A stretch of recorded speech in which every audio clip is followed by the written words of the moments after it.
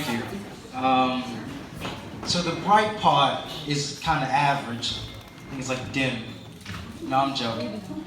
But I have a good word for you guys. I'm not really a preacher, but I am an activist, so let's get this started. On this Good Friday, we reflect on the tears that the Lord shed as he accepted the ultimate sacrifice in the Garden of Gethsemane, death. Death for the life of all mankind, black, white, yellow, red, and brown, man and woman, Jew and Gentile, elder and child. Christ bared that cross on his shoulders with lashes on his back as he was walking to Calvary while being humiliated, being spat upon, being called names, being unheard. By those he was sacrificing his life for. I'm sure the Christ could have used his blessings to obtain power and wealth, but what he chose was freedom and life and love for all people. The philosophy of service and sacrifice is culminated in the book of Mark, chapter 8, verse 36, where the Lord states, "What good is it for man to gain the world, but forfeit his own soul?" Amen. I bring this to your attention because this is at the core of my message to you today.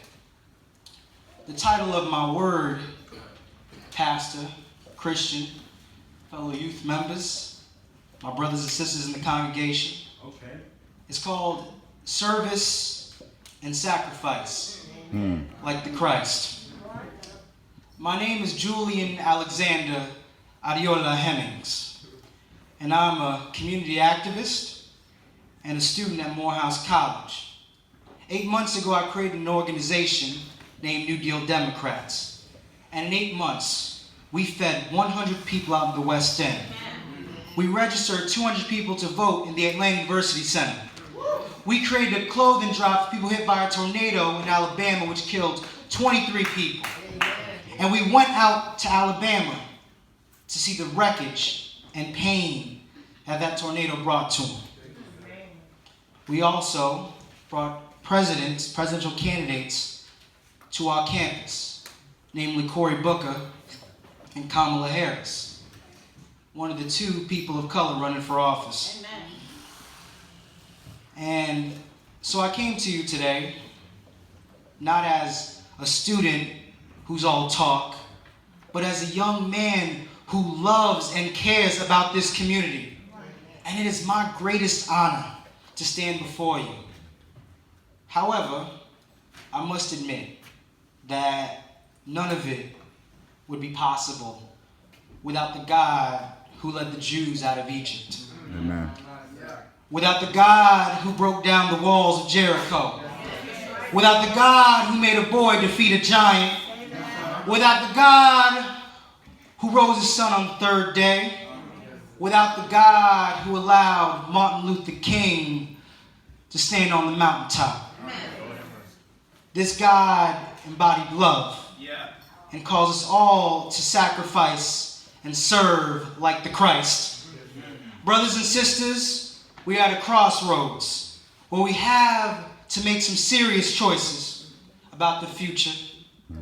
We congregate at this moment to spark a movement that will fight for a district, a city, a state, a nation, and a world that believes in love and freedom for all. A nation that ensures that her sick are given the right to health care. A nation, thank you, brother. A nation and a society where if you work tooth and nail, you are not living in poverty. Right. A society where the color of your skin does not make you a target. A society where people do not discriminate against you because of your gender.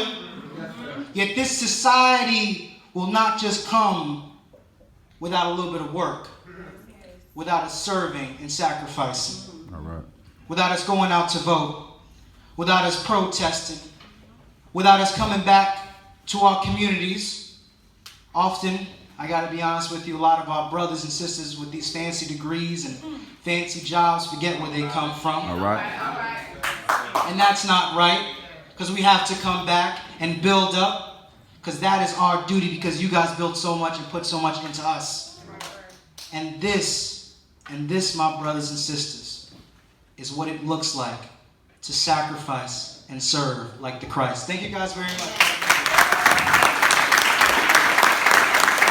Amen. Show more love than that. Come on, New